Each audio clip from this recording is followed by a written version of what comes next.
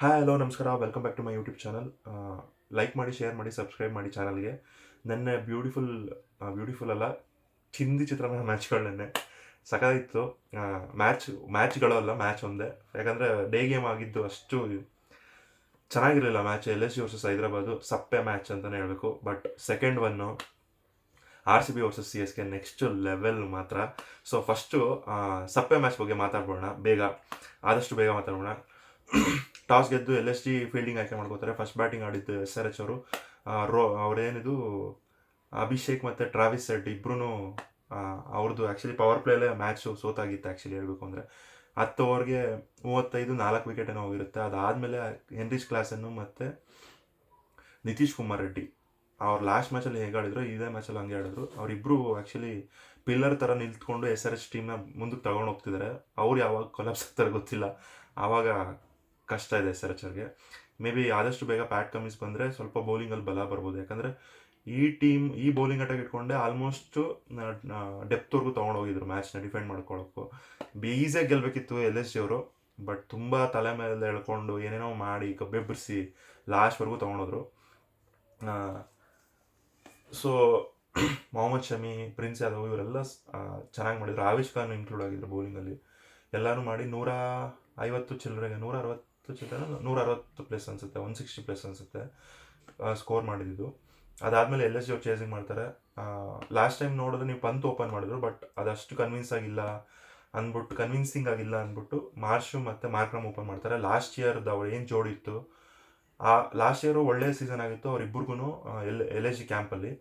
ಅದನ್ನು ಕಂಟಿನ್ಯೂ ಮಾಡೋಣ ಅಂತ. ಬಟ್ ಮಾರ್ಕ್ರಮ್ ಒಳ್ಳೆ ಫಾರ್ಮಲ್ಲಿದ್ದಾರೆ, ಒಳ್ಳೆ ರನ್ಸು ಕಲೆ ಹಾಕಿದ್ರು. ಮಾರ್ಚ್ ಬೇಗ ಔಟ್ ಆಗ್ತಾರೆ, ಪಂತ್ ಒಂದು ಕ್ಯಾಪ್ಟನ್ಸ್ ನಾಕ್ ಆಡ್ತಾರೆ ಅಂತಲೇ ಹೇಳ್ಬೋದು. ಈ ಥರ ಆಡಿ ಲಾಸ್ಟ್ವರೆಗೂ ಇದ್ದು ಗೇಮ್ನ ಗೆಲ್ಸ್ಕೊಟ್ರೆ ಅವ್ರ ಮೇಲೆ ಭರವಸೆ ಬರುತ್ತೆ. ಅವ್ರಿಗಿರೋ ಹೆಸ್ರಿಗೆ, ಅವ್ರಿಗಿರೋ ಬ್ರ್ಯಾಂಡಿಗೆ ತಕ್ಕಂತೆ ಆಟ ಆಡ್ಬೇಕು ಅವ್ರು. ಆ್ಯಕ್ಚುಲಿ ಇಷ್ಟು ದಿನ ಅದಕ್ಕೆ ಕಳೆದೋಗಿತ್ತು ಆ್ಯಕ್ಚುಲಿ. ಯಾವುದೋ ಲಾಸ್ಟ್ ಸೀಸನಲ್ಲಿ 1-2 ಮ್ಯಾಚ್ ಏನೋ ಆಡಿದ್ರು ಅಷ್ಟೇ. ಬಟ್ ಅದು ಗೆದ್ದಿಲ್ಲ ಮ್ಯಾಚು, ಸೋತಿದ್ದಾರೆ. ಬಟ್ ನೆನ್ನೆ ಕೊನೆವರೆಗೂ ಇದ್ದು ಗೆಲ್ಲಿಸಿ ಮ್ಯಾಚ್ನ, ಅದೂ ಅಲ್ಲಿವರೆಗೂ ಲಾಸ್ಟ್ವರೆಗೂ ತಗೊಂಡೋಗಿ ಲಾಸ್ಟ್ ಓವರಲ್ಲಿ 19 ರನ್ ಬೇಕಿತ್ತು ಅನ್ಸ್, ಲಾಸ್ಟ್ 2 ಓವರಲ್ಲಿ. ಅದಾದಮೇಲೆ 1 ಓವರ್ಗೆ 9 ರನ್ ಬೇಕಿರುತ್ತೆ. ಅದನ್ನು ಹೊಡೆಯೋಕ್ಕೂ ಒದ್ದಾಡ್ತಾರೆ. ಉನ್ನತ್ ಕಟ್ ಬೌಲಿಂಗಲ್ಲಿ ಹಂಗೋ ಹೊಡೆದು 2-3 ಓವರ್ ಏನೋ ಹೊಡೆದು ಮ್ಯಾಚ್ನ ಮುಗಿಸ್ತಾರೆ. ಅದೊಂದು ಕಾಂಟ್ರವರ್ಸಿ ಆಗುತ್ತೆ ಆ್ಯಕ್ಚುಲಿ. ಲಾಸ್ಟ್ 4 ಆ್ಯಕ್ಚುಲಿ ಬೌಂಡ್ರಿವರೆಗೂ ಹೋಗಲ್ಲ.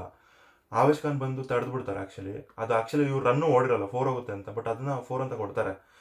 ಅಂದರೆ ಮುಂಚೆ ಎಲ್ಲ ಆ ಥರ ಇದು ಜನಗಳು ಬಂದು ಬಾಲ್ ಬರೋಕ್ಕಿಂತ ಮುಂಚೆ ಬಾಲ್ನ ಎತ್ಕೊಂಡು ಸೆಲೆಬ್ರೇಟ್ ಮಾಡೋಕ್ಕೆ ಸ್ಟಾರ್ಟ್ ಮಾಡ್ತಿದ್ರು ಅಂತ. ಅವಾಗೆಲ್ಲ 4 ಅಂತಲೇ ಕನ್ಸಿಡರ್ ಮಾಡ್ತಿದ್ರು. ಅದು ಹೋಗೋ ಸ್ಪೀಡ್ಗೆ ಅದೆಲ್ಲೂ ಹೋಗಿ ನಿಂತಿಲ್ಲಲ್ಲ, ಅವರೇ ಹೋಗಿ ತೊಗೊಂಡಿರೋದಲ್ಲ ಬಾಲ್ನ. ಸೊ ಅದನ್ನು 4 ಅಂತಲೇ ಕನ್ಸಿಡರ್ ಮಾಡಿ ಅದನ್ನ 4 ಅಂತ ಡಿಕ್ಲೇರ್ ಮಾಡಿದ್ದಾರೆ. ಸೊ ಇಂದು ಎಲ್ ಎಸ್ ಜಿ ಒಂದು ಮ್ಯಾಚ್ ಗೆದ್ದರು. ಅವ್ರ ಓನರ್ನ ನೋಡೋಕ್ಕಾಗಿಲ್ಲ, ಅಳ್ತಿದ್ದಾರೆ. ಎಷ್ಟು ಎಮೋಷ್ನಲ್ ಯಾಕಾಗ್ತಾರೆ ಓನರ್, ಅಷ್ಟೊಂದು ಕ್ಯಾಮ್ರಾ ಮುಂದೆ ಬಂದು ಅವ್ರ ಟೀಮ್ನ ಅವರೇ ಕಮ್ಮಿ ಮಾಡಿಕೊಂಡು. ಯಾಕೋ ನನಗೇನು ಇಷ್ಟ ಆಗಿಲ್ಲ ಅವ್ರ ಬಿಹೇವಿಯರ್ಗಳು, ಅವ್ರು ಬಂದು ಬೈಯೋದು, ಡಿಸ್ಕಸ್ ಮಾಡೋ ರೀತಿ. ಕಷ್ಟ ಇದೆ ಎಲ್ ಎಸ್ ಸಿ ಟೀಮಲ್ಲಿ ಇರೋರು, ಕ್ಯಾಪ್ಟನ್ ಆಗಿರೋರಂತೂ ತುಂಬ ಕಷ್ಟ ಇದೆ. ಏನತ್ರ ಅಂತ ಹೇಳಿದ್ರೆ ಫಸ್ಟ್ ಮ್ಯಾಚ್ನ ಮುಗಿಸೋಣ, ಸೆಕೆಂಡ್ ಮ್ಯಾಚ್ಗೆ ಬರೋಣ. ಸೀರಿಯಸ್ಲಿ ಧ್ವಂಸ ಮಾಡಾಕ್ತಾರೆ. ಹೊಡೆದ್ರು ನಾಯಿ ಹೊಡೆದ್ರು ಆರ್ ಸಿ ಬಿ ಅವರು ಸಿ ಎಸ್ ಕೆ ಅವ್ರಿಗೆ. ಸೀರಿಯಸ್ಲಿ ಆಲ್ಮೋಸ್ಟ್ 14 ಓವರ್ವರೆಗೂ ಮ್ಯಾಚು ಒಂದು ಕಂಟ್ರೋಲಲ್ಲೇ ಇತ್ತು. ಅಂದರೆ ಸಿ ಎಸ್ ಕೆ ಕಡೆ ಇತ್ತಾ ಆರ್ ಸಿ ಬಿ ಕಡೆ ಇತ್ತಂತೆಲ್ಲ ಒಂದು ರೀಸನಬಲ್ ಟೋಟಲ್ ಕಡೆ ಇತ್ತು. ಅದಾದಮೇಲೆ ಟೀಮ್ ಡೇವಿಡು ಮತ್ತು ನಮ್ಮ ಕ್ಯಾಪ್ಟನ್ ಪಟ್ಟಿದಾರ್ ಹೊಡಿತಾರೆ. ಬಾಬಾ ಫಸ್ಟಿಂದ ಬಂದ್ಬಿಡೋಣ. ಟಾಸ್ ಗೆದ್ದು ಸಿ ಎಸ್ ಕೆ ಅವರು ಚೇಸಿಂಗ್ ಅಂತಾರೆ. ಅಂದ್ಕೊಂಡಿರ್ತಾರೆ ಅರ್ಧ ಮ್ಯಾಚ್ ನಾವು ಗೆದ್ದಂಗೆ, ಟಾಸ್ ಗೆದ್ದಿದ್ದೀವಿ ಹಂಗೆ ಅಂತ. ಬಟ್ ಗೊತ್ತಿಲ್ಲ, ಈ ಪ್ರಳಯ ನಡೆಯುತ್ತೆ ಹಿಂಗೆ ಹೋಗ್ತಾ ಅಂತ. ಫಸ್ಟ್ 3 ಓವರ್ ನೋಡಿದ್ರೆ ರನ್ನೇ ಹೋಗಲ್ಲ. ಅದು ಸ್ಯಾಂಡ್ ಬೇಸ್ ಅಂತ ಏನೋ ಹೇಳಿದ್ರು. ಮೇಲಿಂದ ಬಾಲ್ ಪಿಚ್ ಆದರೆ ಮೂನೇ ಆಗ್ತಿದ್ದಿಲ್ಲ ಬಾಲ್. ಏನಿದ್ರು ಗ್ರೌಂಡ್ ಲೆವೆಲಿಂದ ಜೋರಾಗಿ ಹೊಡೆದ್ರೆ ಮಾತ್ರ ಟ್ರಾವೆಲ್ ಆಗ್ತಿತ್ತು, ಬಿಟ್ರೆ 3 ಓವರ್ ರನ್ನೇ ಇಲ್ಲ. ಅದಾದಮೇಲೆ ನೆಕ್ಸ್ಟ್ 3 ಓವರು 2 6 3 4 ಏನು ಹೊಡಿತಾರೆ. ಕೊಹ್ಲಿ ಒಂದು ಜೀವದಾನ ಸಿಗುತ್ತೆ, ದುಬೆ ಬಿಟ್ಬಿಡ್ತಾರೆ. ಅದಾದಮೇಲೆ ಮತ್ತೆ ದುಬೆನೇ ಹಿಡಿತಾರೆ ಕ್ಯಾಚು.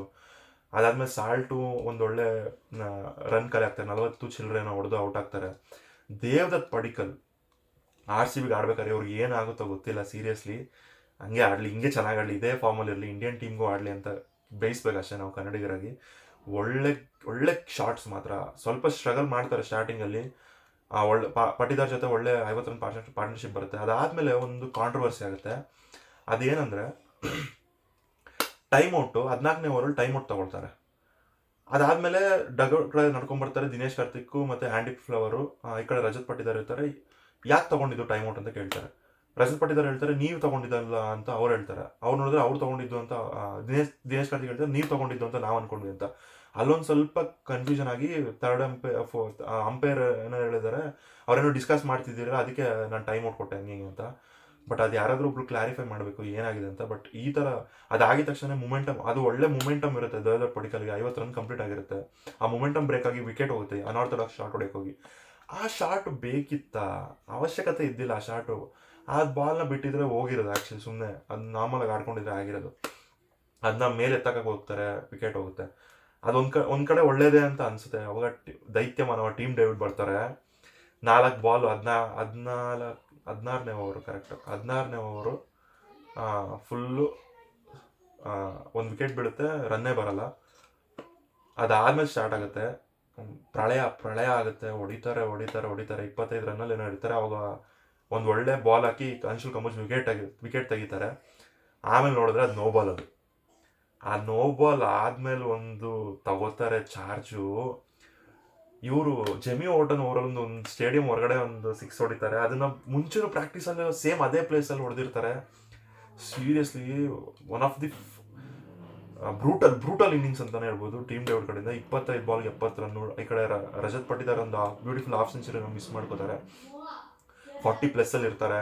ಆ್ಯಕ್ಚುಲಿ ಅವ್ರಿಗೆ ಸ್ಟ್ರೈಕ್ ಸಿಗುತ್ತೆ. ಅವ್ರು ಆ್ಯಕ್ಚುಲಿ 40 ಇದ್ದಾಗ ಇವರು ಕ್ರೀಸಿಗೆ ಬಂದಿರ್ತಾರೆ. ಅದಾದಮೇಲೆ ಬರೀ ಟೀಮ್ ಡೇವಿಡ್ ಆಡಿರ್ತಾರೆ. ಅವ್ರಿಗೆ ಆದ್ಮೇಲೆ ಒಂದು 2-3 ಬಾಲ್ ಸಿಗುತ್ತೆ ರಜತ್ ಪಟ್ಟಿದಾರೆ ಹೊಡೆಯೋಕ್ಕೆ ಸ್ಟಾರ್ಟ್ ಮಾಡಿದ್ದು. ಫಸ್ಟ್ ಹೇಳಬೇಕು ಅಂದರೆ CSK ಅವ್ರಿಗೆ ತಲೆ ಬುಡ ಅರ್ಥ ಆಗಿಲ್ಲ. ಅವ್ರಿಗೆ ಏನು ಆಗ್ತಿದೆ ಮ್ಯಾಚಲ್ಲಿ ಏನು. ಎಲ್ಲ ಸ್ಪೆಕ್ಟೇಟರ್ಸು ಆ ಕಡೆ ಈ ಕಡೆ ಬರೀ 4-6 ಅಂತ ಸಖತ್ ಕಷ್ಟ ಐತಿ. ಎಲ್ಲ ಆದಮೇಲೆ 250 ರನ್ ಪೇರಿಸಿ ಬೃಹತ್ ಮತ್ತು ಕಲೆ ಹಾಕಿ ಬ್ಯಾಟಿಂಗ್ ಆರ್ಡರ್ ಪಾನಿ ಒಂದು ಕೊಡ್ತಾರೆ.